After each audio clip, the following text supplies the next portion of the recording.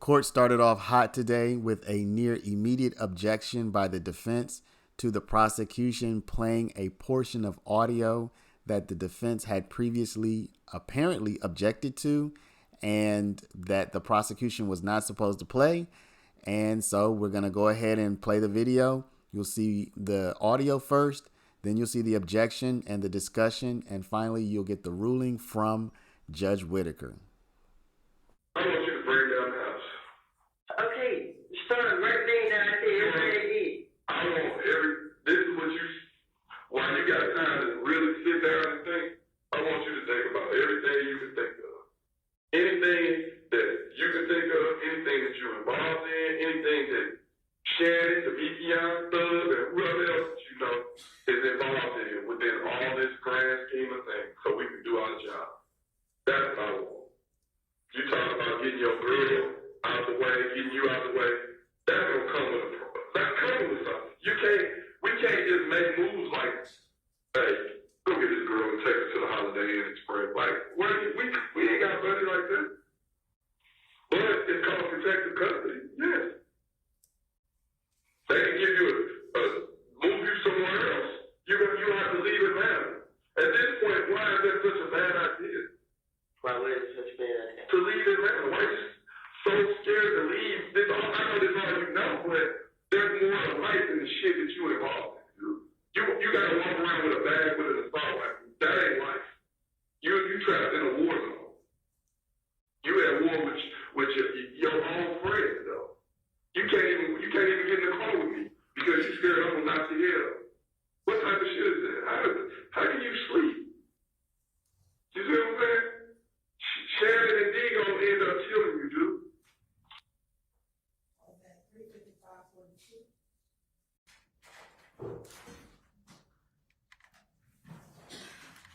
Can I walk out? Right here. Step out.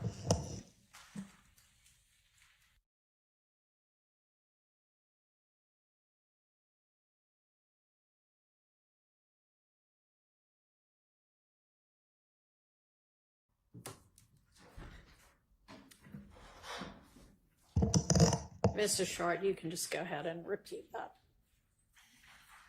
Your Honor, we are in court playing what's supposed to be the redacted version of Mr. Copeland's June 10th, 2015 interview at approximately 3:55, say 45. It was just played in court. Investigator Dennis speaking to Mr. Copeland and essentially saying that Lil D and Shannon are the ones that are going to kill Mr. Copeland in the future. That according to my notes, that was not supposed to be played in front of the jury.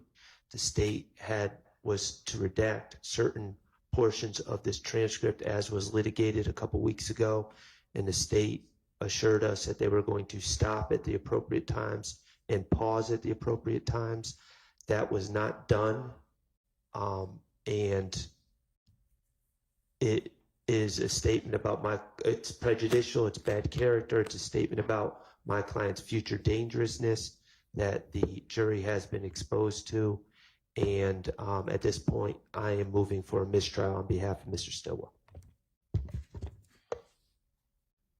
I'll hear from the state. Thank you, Your Honor. I have here, when we went over the redactions, the portions that the state was supposed to redact.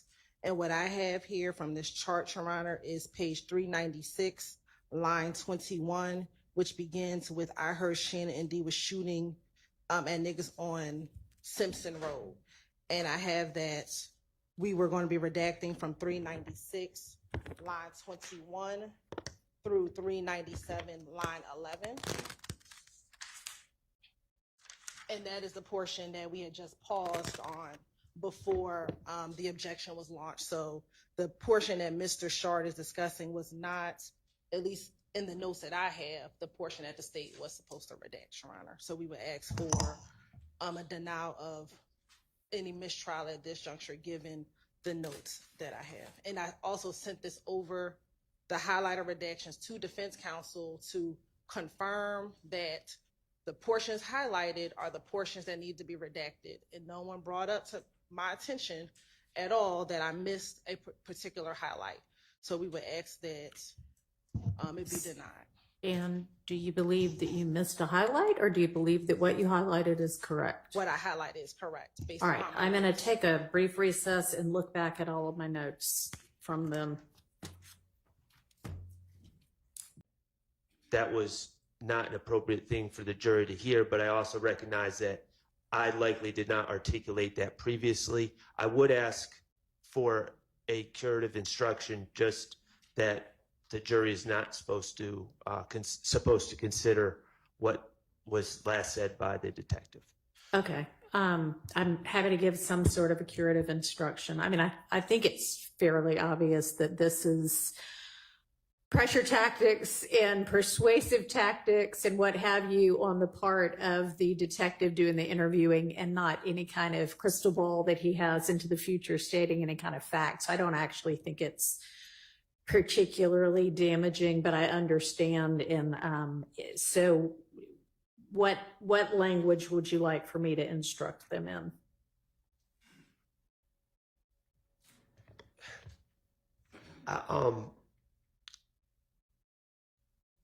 I would ask that you instruct the jurors that they are not to consider the last statement made by the detective on the videotape before we broke.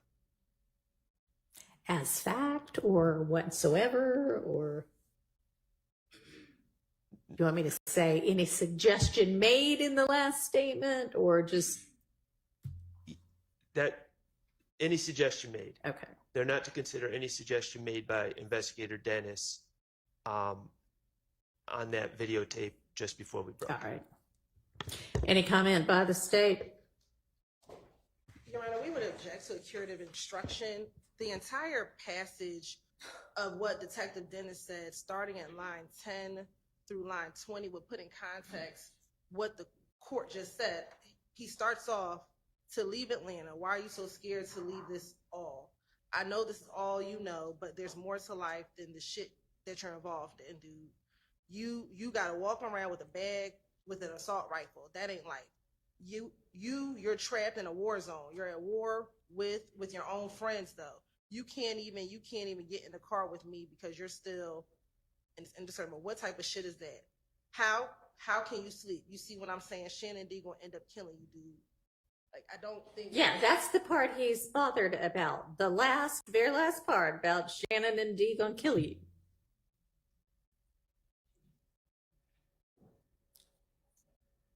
Doesn't seem like the kind of curative instruction the state ought to be objecting to.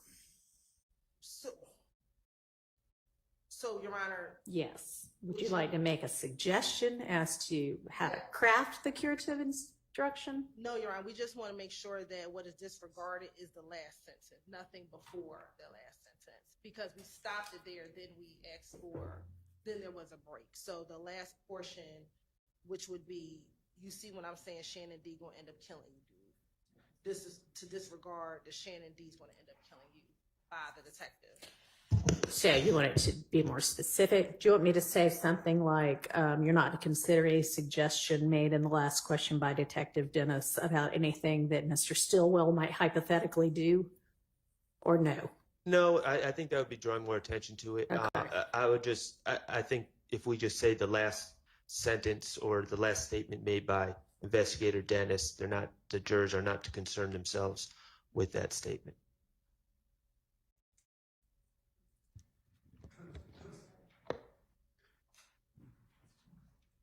All right, you're not to concern yourselves with any suggestion made in the last question by Detective Dennis. All right. Anything more from the state on that?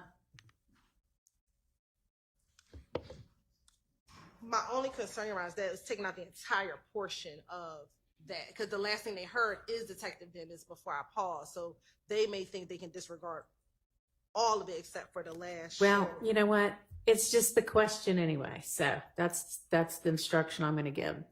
Mr. Steele. Good morning, Your Honor. Good morning. Good morning, everyone.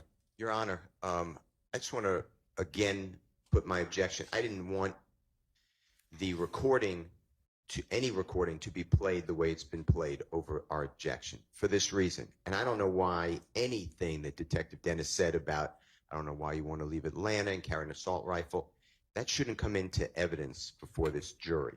So my position has always been the state has to ask a question. If they're going to impeach Mr. Copeland, then they can play the excerpt. But I just don't want it to sound like it was waived by some agreement. I never entered that agreement. I understand the Harvey rule. I'm not going back on anything I've said, but my objection is that it should never have been done in this manner, and we're just watching videos for a day plus. So my objection is that the state should never have played that portion at all, from all the lines, 10 through 19. Okay, because your objection is to the methodology Yes. in which they're conducting the impeachment. Yeah, there's two. That wasn't impeachment. Detective Dennis' statements. All right, well, we had an opportunity to go line by line through every one of these statements and make more specific objections to questions or answers, and that was not raised with this court. So that is waived. With regard to whether you had an objection to the methodology of presenting the statement in full, that is a separate issue. And frankly, given that Mr. Copeland disavowed everything that happened in any of them, you know, I would have overruled that objection anyway. But all right, anything else for the record? I don't believe I waived anything by my objection to the wholesale playing of the recording. No, I don't think you waived that objection. I think you have waived an objection you might have had to this particular question by Detective Dennis, because we had an opportunity to make kind of very targeted, specific line-by-line objections to the things that were going to be heard in the playing of the recording. I hope that if another court looks at it, that they will see my objection as being to anything that the state does not ask a certain question for. All right. So I believe it's encompassed. Okay. Thank you. All right, let's get Mr. Copeland back in. Hang on, actually, just so do you know where we're going from here? Is there any dispute as to, since it seems that the rest of this interview, y'all did not put before the court to make specific objection rulings, you came to some sort of understanding about what was going to be played. So do we need to clarify anything about what's getting played next?